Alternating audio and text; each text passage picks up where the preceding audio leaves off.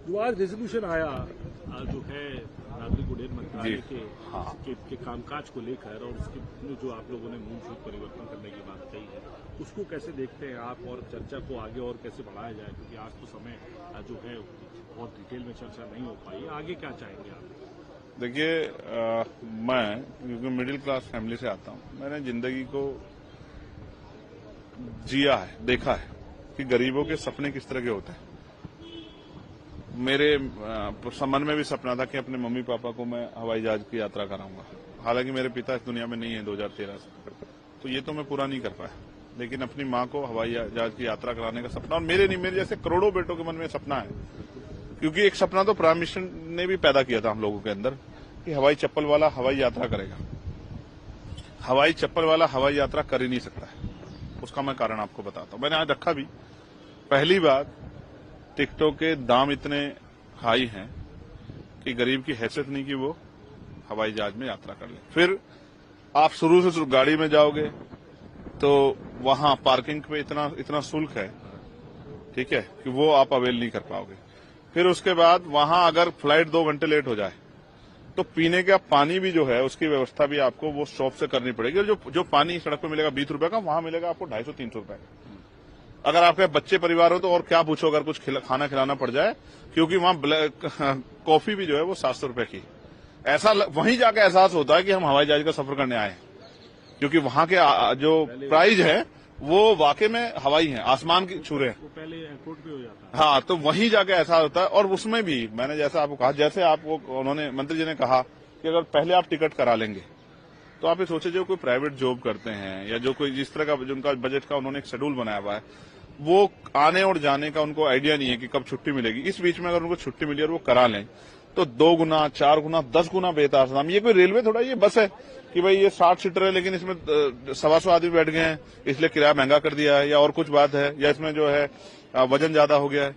हमने तो पिक्चर देखी अक्षय कुमार की, सिर्फ उसमें उसने वो चलाता रहा जब तक लगा रहा कि जब तक जो है वो बहुत सस्ता प्लेन ना कर दे। मैंने मंत्री कहा उन्हीं से सीख लो कि भाई किस तरह से जो सस्ते प्लेन चलाए जाए। तो बहुत सारी चीजें जो हैं जिनके कारण गरीब आदमी हवाई जहाज की यात्रा नहीं कर पा रहा। मैं मीटिंगों में जाता हूँ, रेलवे में पूछता हूँ लोगों से हवाई जहाज की यात्रा की है, तो वो ऐसा उनको लगता है कि हम उनकी मजाक उड़ा रहे हैं। लेकिन सच ये है कि मैं उनको एहसास कराता हूँ कि आपके सपने होने चाहिए, और वो सपने अगर ये सरकार नहीं पूरा करेगी तो जब हम पे अवसर होगा हम पूरे करेंगे। मैंने आज कहा है हाउस में कि अगर आपसे नहीं हो पाएगा तो हम करेंगे। मेरे क्षेत्र में एयरपोर्ट बनना चाहिए नगीना में, मैंने मांग उठाई। तो स्पीकर साहब ने कहा कि भाई ये उठाते रहो, आप कोशिश करो, कभी ना कभी तो बनेगा। तो मैंने कहा इनसे नहीं बनेगा तो हम बनाएंगे जब हमें अवसर मिलेंगे। तो ये एक ड्यूटी है जिसको लेकर हम लोग यहाँ जिम्मेदार है, उसको करेंगे। फिर इसके अलावा जुडिशरी के ऊपर बात हो रही है, और दिल्ली के अंदर जो है हाईकोर्ट चीफ जस्टिस के यहाँ पूरा मामला हुआ, उसके बाद अब उनको इलाहाबाद हाईकोर्ट उनका ट्रांसफर कर दिया, सुप्रीम कोर्ट ने नोटिफिकेशन जारी कर दिया। इसको कैसे देखते? नहीं, सिर्फ सुप्रीम कोर्ट ने नहीं किया, गवर्नमेंट ने भी उसको मंजूरी दे दी। आप ये समझिए, आपने इंग्लिश में जुडिशरी कहा, मैं इसको हिंदी में कहता हूं न्यायपालिका। इस शब्द से ही ना विश्वास पैदा होता है, हिम्मत पैदा होती है कि अपराध करने वाला कितना ही ताकतवर क्यों ना हो, लेकिन वहां जो जज बैठे हैं वो जब न्याय की कलम उठाएंगे तो उस ताकतवर व्यक्ति को एहसास हो जाएगा कि देश में कानून व्यवस्था है, देश में न्यायपालिका, और इससे बड़े नहीं हो सकते आप।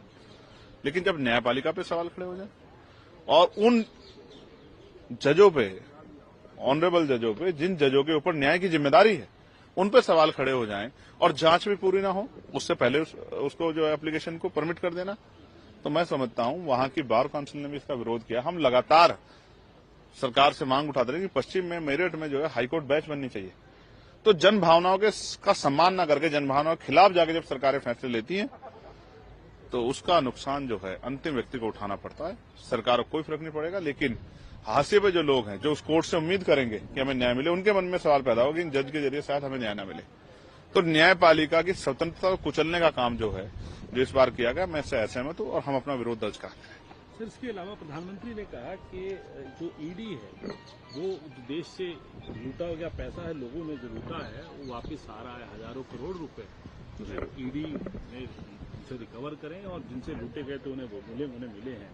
और आपकी फॉरेन पॉलिसी के अंदर नेशन फर्स्ट, राष्ट्र प्रथम की भावना है, हमारी फॉरेन पॉलिसी की भी उन्होंने तारीफ की। देखिए, मैं इस बात से सहमत हूं कि राष्ट्र प्रथम होना चाहिए। शायद केंद्र सरकार की भावना ये नहीं है, वो उनके बड़े बड़े नेता कहते हैं कि हमारे लिए पार्टी प्रथम है, मेरे लिए राष्ट्र प्रथम है, क्योंकि मैं डॉक्टर बाबा साहब अम्बेडकर को मानता हूं। उन्होंने कहा था हम प्रथम और अंत्य भारतीय हैं, तो क्यों हम उनके विचारों पर चलने वाले। तो मैं इस बात से एग्री हूं कि नेशन फर्स्ट है, लेकिन क्या नेशन फर्स्ट सिर्फ जो है चंद पूंजीपतियों से हो जाएगा, या नेशन फर्स्ट जो है चंद जो है राजनीतिक लोग हैं उनसे हो जाएगा। आप जिन लोगों के ऊपर प्राइम मिनिस्टर ने आरोप लगाए कि इन पे 70,000 करोड़ घोटाला है, अगले दिन वो जो है आपके साथ आके सरकार में शामिल हुए, उनसे पैसा कब वापस लाओगे प्रधानमंत्री जी? आपने तो काले धन की बात की थी।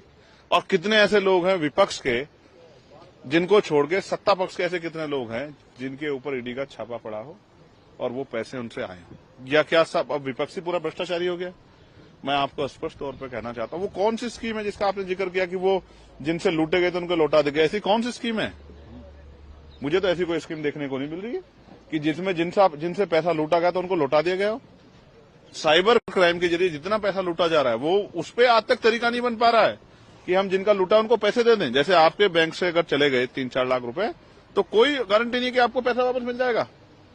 तो सरकार अब देखिए, सरकार जन भावनाओं से खिलवाड़ करके जो है अपनी उनको इस तरह की बातें करके प्रभावित करके अपनी राजनीतिक एजेंडे को कामयाब करना चाहती है। हालांकि जनता अब समझदार हो गई है, वो ईडी को भी समझ गई है कि सरकारी एजेंसी है, इसका प्रयोग जो है सरकार के आधार पर होता है। जिन लोगों पे ईडी के ने आरोप लगाए थे और आज वो भारतीय जनता पार्टी अलायंस में है, उनमें से किसी एक पे नोटिस जाता है, उनको बुलाया जाता, तो आप मुझे उसका नाम बता दो, मैं मान जाऊंगा। सर आखिरी और महत्वपूर्ण सवाल, क्योंकि बात हो रही है अब, क्योंकि जो आपने ये पटका पहना हुआ है और इस रंग का एक बड़ा महत्व है, एक सिंबल है, ये सिंबल है समानता का।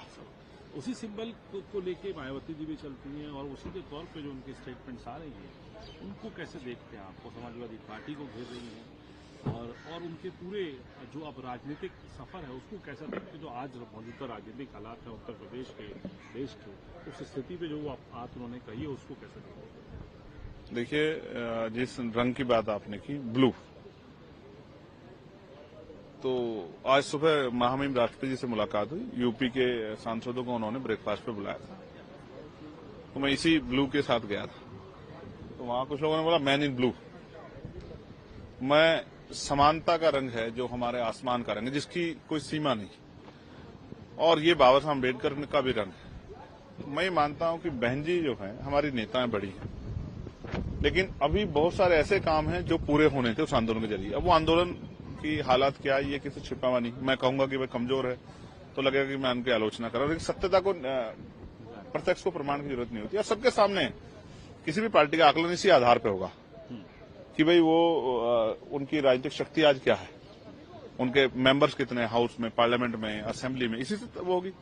जो एक राष्ट्रीय पार्टी है उससे क्या हालात है वो किससे छिपे हुए नहीं। उनका आधा काम तो उनका ये है कि वो सिर्फ चंद्रशेखर आजाद पे उसकी आलोचना करने के लिए काम करते हैं, जबकि हम तो बाबा साहब अम्बेडकर, काशीराम जी को मानने वाले लोग हैं।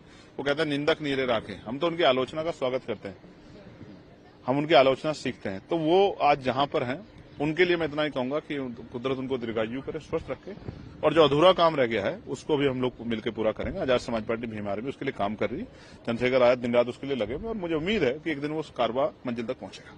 आपके हिसाब से धार भाग कम हो गई है, उनकी जो धार होती, जो जिस वर्ग के लिए लड़ाई लड़ते थे काशीराम जी ने और बाबा साहब ने जिनको सपना दिखाया, जिनके लिए आगे लड़ाई लड़ी, ये वो धार वहां कम हो चुके। तो क्या धार अब आप लोग यहाँ पे जो मजबूती से रखेंगे, और क्या लगता है भविष्य कैसे देखते हैं? नहीं, पूरे भविष्य देखिए स्पष्ट है। जो पुराने लोग हैं जो निराश होकर घर में बैठ गए थे, एक तो उनको हम लोगों ने काफी हद तक तैयार किया कि आप निराश ना हो, क्योंकि ये आंदोलन है, वैचारिक आंदोलन है।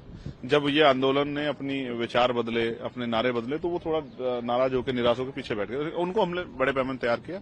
और जो न्यू जनरेशन जो किसी पार्टी का झंडा किसी आधार पे जो है उठा लेती थी, उनको भी हमने इस आंदोलन में लाने का काम किया। आज आप देखिए कि बाबा साहब अम्बेडकर की जयंती जो है, जिसपे अभी अवकाश की घोषणा हुई है, अगर आपको जानकारी हो, इसके लिए हाउस में अगर कोई लड़ा है तो वो एडवोकेट चंद्रशेखर आजाद है, जिसने यहां मांग उठाई और ये भी पूछा कि गवर्नमेंट इसको क्या फंड करेगी। जैसे आपने कुंभ में फंड किया, जैसे आपने और धार्मिक आयोजनों में फंड किया, वैसे ईद पे और बाबा साहब अम्बेडकर की जयंती पे, राष्ट्रपिता ज्योतिबा फुले जी की जयंती पे, मां सावित्रीबाई फुले की जयंती पे आप क्या वो करोगे, योगदान करोगे, क्या उनको रिलीफ दो, क्या फंड्स दोगे उनको कि अपने धार्मिक कार्य को, अपने जो है सामाजिक कार्य को अच्छी तरह कर पाए। तो मैं फिर आपसे ये कहूंगा कि अभी बहुत सारी चीजें ऐसी हैं जहां इन वर्गों को आगे पहुंचना है, उनको अपने पैरों पर खड़ा होना है, इज्जत सम्मान की जिंदगी चाहिए और उनके लिए संघर्ष की जरूरत है। वो संघर्ष से बनेगा। पिछला भी जो कुछ बना वो संघर्ष से बना, किसी ने मुफ्त में नहीं दिया कुछ भी। आप बताओ, कोई एक ऐसी चीज बताओ पिछड़े वर्ग के लोग। चलिए आरक्षण पे बात करते हैं। जो मंडल कमीशन गिरा वो क्या मांगने से मिला क्या? उसके लिए संघर्ष हुआ, लाठियां खानी पड़ी, गोलियां चली। धन्यवाद दीजिए वीपी सिंह जी को और धन्यवाद दीजिए मान्यवर काशीराम साहब को। आज वो दोनों इस दुनिया में नहीं है, लेकिन उनके अथक प्रयासों से ही मंडल कमीशन जो है वो लागू हुआ, जिसमें से इतने डॉक्टर, इंजीनियर, IAS, IPS, वकील, जज इन वर्गों से बनने का काम हुआ। मैं पूरी उस आंदोलन को आगे बढ़ाने में अपनी जो है संकल्प के साथ खड़ा। मायावती जी के प्रयास अब आपको लगने में सार्थक होते? नहीं, वो हो नहीं रहे। वो तो जनता को लग रहा है। जनता की ये वो है। अगर जनता को ऐसा नहीं लगता तो फिर वही शक्ति होती जो पहले थी। और मैं फिर कहूंगा कि कुदरत को लंबी उम्र दे। शुक्रिया।